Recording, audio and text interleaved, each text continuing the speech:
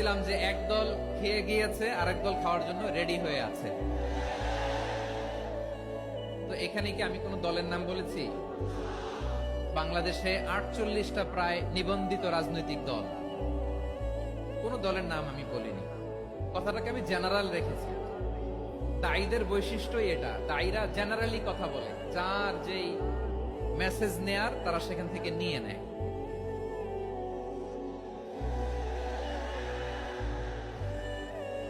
তো কোন দল এটা নিয়ে কোনো কথা বললো না, আপনারা এটাকে নিজের গায়ে যে মাখালেন, এটা ঠিক হয়নি।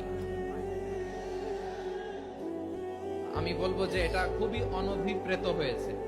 কোন দলকে টার্গেট করে বা কোন দলের পক্ষে আমরা কখনো কথা বলি না। আমরা কোরআনের পক্ষে কথা বলি, ইসলামের পক্ষে কথা বলি, ঠিক কিনা বলেন? সো একটা জেনারেল কথাকে যদি আমার রাজনীতিবিদ বন্ধুরা নিজেদের গায়ে মাখেন, ক্ষুব্ধ প্রতিক্রিয়া জানান, এতে করে সাধারণ জনগণের কাছে একটা নেগেটিভ